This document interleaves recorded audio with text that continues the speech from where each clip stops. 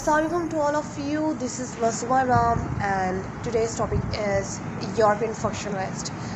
Before we talked about American functionalist, now we're going to start with European functionalist. So first name in European functionalist was David Cards. He's the first European functionalist, and इन्होंने जो है Stockholm में psychology पढ़ाई Sweden में, ठीक है, for number of years, काफ़ी सालों तक ये स्वीडन के स्टॉकहोम में साइकोलॉजी पढ़ाते रहे। अच्छा जी, इनकी जो डेवलपमेंट थ्योरी थी वो ये थी फंक्शन ऑफ कॉन्शियसनेस पे, और इनके जो एक्सपेरिमेंट था वो था that how we see colours, हम रंगों को किस तरह से देखते हैं। अच्छा जी, उन्होंने अपने एक्सपेरिमेंट में ये शो करवाया कि हम किस तरह से कलर्स को परसेप्ट करते हैं, ठीक है, और उसको किस तरह से डिफरेंट लाइट्स में जो है हम उसको तब भी परसेप्शन में लेकर आ सकते हैं, ठीक है। दिस मीन्स दैट कि अगर कोई शख्स एक बार एक कलर देखता है, ठीक है, काइंड ऑफ लाइट, तो वो हमेशा जब भी वो उस कलर को देखेगा विदाउट नोइंग उसको पता चल जाएगा कि ये वाला कलर है, ठीक है। कि जैसे कि मैंने पहले रेड कलर को देखा था, तो अब कहीं पे भी मुझे नज़र आएगा, आई perceive it instantly in a 0.000 mini seconds कि ये रेड कलर है, ठीक है। अब इन रियलिटी कलर जो है वो चेंज होते हैं डिफरेंट लाइट्स में, ठीक है, उनके कंट्रास्ट जो है वो डिफरेंट हो जाते हैं, ठीक है। डिम लाइट होगी कहीं की तो हमें रेड कलर जो है वो डार्क दिखेगा, ठीक है। अगर वहाँ पे लाइट ज़्यादा ब्राइट है तो हमें वही रेड कलर जो है वो काफ़ी ब्राइट और लाइट दिखेगा, यानी कि डिफरेंट लाइट्स की कंडीशन की वजह से हमें कलर की कंसिस्टेंसी या तो हाई दिखेगी या तो वो लो दिखेगी। अच्छा जी, ये इनकी इस थ्योरी का नाम था फिनोमेना ऑफ कलर इंटेंसिटी। अच्छा जी, चूँकि इनकी जो कलर कंसिस्टेंसी है वो एक तरह से फंक्शन ऑफ कॉन्शियसनेस को जो है वो टच करती है, और उन्होंने इसी की वजह से जो है वो फंक्शनल स्कूल ऑफ थॉट्स में जो वो इंक्लूड हुए। और second European functionalist is Edgar Rubin, ठीक है। एडगर रूबिन जो है वो कोफेंगन हॉलैंड में पढ़ाते रहे हैं। रूबिन की जो है वो एक्सपेरिमेंट्स थे ऑन परसेप्शन, ठीक है, जैसे कि उन्होंने ह्यूमन बीइंग को जैसे कि एक terms the figure and ground की, तो उन्होंने कहा कि जो हमारी सेंस ऑफ विजन है उसकी कोई लिमिट नहीं है, ठीक है, according to other senses. For example in the case of कि हम विजन को सेंस कर रहे हैं, ठीक है, तो वहाँ पे sky is the ground and the cloud are the figures, ठीक है। हमें स्काई एज अ बैकग्राउंड के तौर पर दिखेगा एंड क्लाउड्स हमें फिगर्स दिखेंगे। अच्छा जी, अगर हम इसी तरह क्लाउड को देखेंगे तो हमें पता होगा कि ये एग्जिस्ट कर रहे हैं, लेकिन फिर भी हमें बैकग्राउंड जो है वो ब्लू स्काई का ही दिखेगा। फर्दर अगर हम ट्री को देखते हैं, अगेंस्ट स्काई जो है वो बैकग्राउंड के तौर पर सामने आ रहा है, while the tree is a figure in the background, ठीक है। हम दरख्त को देख रहे हैं, ठीक है, वो हमें फिगर, वो हम उसको एज अ फिगर देख रहे हैं, और जो स्काई है वो अगेन जो है बैकग्राउंड का ही रोल प्ले कर रहा है, ठीक है। इन the case of other senses, ठीक है, जैसे कि अगर हम हेयरिंग को ही जो है वो इस फिनोमेना में कंसीडर कर लें, तो जैसे कि अगर हम कोई सॉन्ग सुन रहे हैं, ठीक है, तो जो म्यूज़िक प्ले है वो इन बैकग्राउंड है, और जो वॉइस ऑफ सिंगर है दिस इज़ द फिगर, ठीक है। जो पीछे म्यूज़िक बज रहा है, मतलब जो म्यूज़िक हमें सुनाई दे रहा है, जो प्ले है वो बैकग्राउंड है and the singers voice is figure, ठीक है जी। यहाँ पे एडगर रूबिन ने जो है वो कॉन्शियसनेस ऑफ फंक्शंस को यहाँ पे स्टडी किया rather than the structure of consciousness, so this is Rubin's work.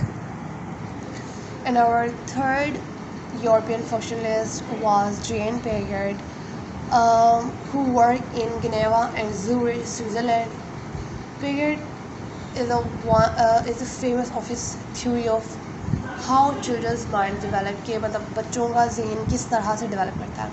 अच्छा, उन्होंने कंसेप्ट ऑफ स्कीमेटा जो है पोस्टुलेट करवाया। According to him schemata is a construct, ठीक है, और idea in the mind of children, ठीक है, या ये कंस्ट्रक्ट भी करता है और ये आइडियाज़ को भी क्रिएट करता है चिल्ड्रंस के माइंड में कि दुनिया क्या है, दुनिया के फंक्शंस क्या हैं।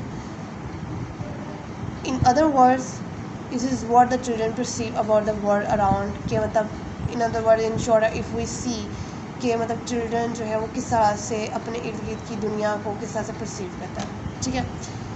अच्छा, स्कीमेटा के डेवलपमेंट में उन्होंने 2 प्रोसेसेस दिए हैं। First one is assimilation and second one is accommodation.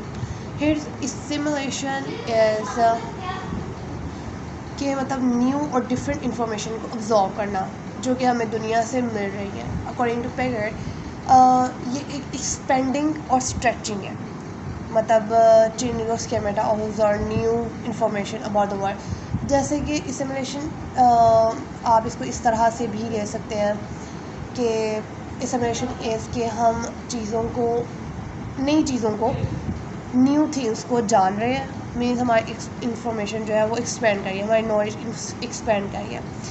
ऐसे कि मतलब जैसे ही न्यू चीज़ें हमारे माइंड में भरती जाएंगी, एडअप होती जाएंगी, तो हमारा दिमाग जो है वो स्ट्रेच करता रहेगा, मतलब खुलता रहेगा, और इसी तरह स्कीमेटा में जो है चेंजेस भी आती हैं, ठीक है। ये थी असैमुलेशन। अब on the other hand the information of object of constant changes. अब जैसे कि जो इंफॉर्मेशन होती है कॉन्स्टेंट चेंजेस के साथ हमें एक इंफॉर्मेशन मिलती है। जैसे कि एक बच्चा ग्रो कर रहा है, उसके ऊपर काफ़ी ज़्यादा इंफॉर्मेशन जो है वो मोर एंड मोर इंफॉर्मेशन जो है वो एक्सपोज कर देती है, ठीक है। वो बड़ा होता रहता है और काफ़ी ज़्यादा चीज़ें उसके ऊपर एक्सपोज हो रही होती हैं, से कि ये चीज़ है, ये ऐसे चीज़ है, इसको ऐसे करते हैं, इसका ये फंक्शन है, इसका ये स्ट्रक्चर है, इसके ये पैटर्न्स हैं। These are the things and information which expose on child's growth, ठीक है। अब जो ये सारी चीज़ें थी गैदर्ड इंफॉर्मेशन, इन चीज़ों को कहा जाता है accommodation. Yes, and another contribution of Jean Piaget is कि उन्होंने इलेबोरेट किया हाउ चिल्ड्रन डेवलप्स, ठीक है, कि किस तरह से जो है बच्चों की डेवलपमेंट होती है। अकॉर्डिंग टू हिम डेवलपमेंट की जो है वो 4 स्टेज हैं, and the first one is sensory motor stage. अच्छा जी, जैसे कि नाम से ज़ाहिर हो रहा है सेंसरी, यानी कि इस स्टेज के अंदर हमें मिलेगा कि हम सेंसेस से किस तरह से डेवलप होते हैं। अब जैसे कि फर्स्ट स्टेज ऑफ डेवलपमेंट है, इसके अंदर जो बच्चे हैं वो सेंसेशन से सीखते हैं। For example if a child touch a hot object, अगर बच्चा किसी गर्म चीज़ को पकड़ लेता है तो इट्स हर्ट्स, मतलब वो जलता है, उसे तकलीफ़ होती है। तो ये उसके लिए एक अवेयरनेस क्रिएट करेगी उसके माइंड के अंदर कि जो गर्म चीज़ें हैं वो हार्मफुल है, ठीक है। देयरफॉर अगर देखा जाए कि चिल्ड्रन जो है लर्न कर रहे हैं through using sensations. Further all जो सेंसेशंस हैं वो हॉट, कोल्ड और स्मूथ जो है वो होती हैं, जिससे जो है लर्निंग क्रिएट होती है। अच्छा जी, the second one stage is pre operational stage. This is second stage in which child जो है फर्स्ट टाइम सीखता है कि मतलब चीज़ों को वर्क कैसे करते हैं, उसके रूल्स और प्रिंसिपल डिस्कवर करता है। इन अदर वर्ड्स के चिल्ड्रन जो है प्राइमरी और इनिशियल इंफॉर्मेशन से के साथ जो है वर्क करता है थिंग्स को समझने में, उनको देखने में, और चूँकि ये सेंसेस के थ्रू एक अबव लर्निंग समझी जाती है। अच्छा, the third stage is concrete operational stage. जो थर्ड स्टेज है उसके अंदर जो है रीज़न और लॉजिक जो है वो डेवलप होते हैं। जैसे कि एक जो बच्चा है वो रीज़निंग से लर्न करता है, जैसे उसके पास चीज़ों को करने की, इंफॉर्मेशन को गैदर करने के, किसी चीज़ के ऊपर काम करने के, किसी चीज़ के काम को समझने के, उसके रूल्स और प्रिंसिपल को समझने के लिए उसके पास रीज़न क्रिएट हो जाते हैं, ठीक है। और ये स्टेज जो है third stage concrete operation stage is depend upon the next 2 stages जो कि पहले मैं एक्सप्लेन कर चुकी हूँ, ठीक है, जो कि बच्चे को जो है इस काबिल कर देते हैं कि वो थिंग्स को जो है ऑन देयर ओन जो है वो एक्सप्लेन कर सकते हैं चीज़ों को. So the fourth stage is formal operation stage, जिसके अंदर जो है बच्चे इस तरह से डेवलप होते हैं कि उनके पास वो लर्न करते हैं अब्स्ट्रैक्शन से. ठीक है, इन अदर वर्ड्स के जो चिल्ड्रन हैं वो कंक्लूजन्स ड्रॉ कर लेते हैं, करने के काबिल हो जाते हैं कि किस तरह से चीज़ें वर्क करती हैं, क्या फिनोमिना है और क्या एबिलिटीज़ हैं जो कि मतलब आइडियाज़ को, परसीवनेस को, थिंकिंग को और किस तरह से हैपनिंग्स को एक्सप्लेन किया जाता है. उन सारों के दरमियान जो है वो राब्ता कायम करने की एबिलिटी फॉर्मल ऑपरेशन स्टेज में आ जाती है. सो द जेन पीरियड जो है उन्होंने साइकोलॉजिकल फंक्शंस को स्टडी किया एंड उन्होंने लर्निंग्स की टर्म्स दी, डेवलपमेंट की टर्म्स दी और किस तरह से लर्निंग होती है और उसकी डेवलपमेंट्स कैसे होती है. In other words, he focused on functions rather than structure of psychological phenomena. So that's why he included in functionalists of schools as a European functionalist.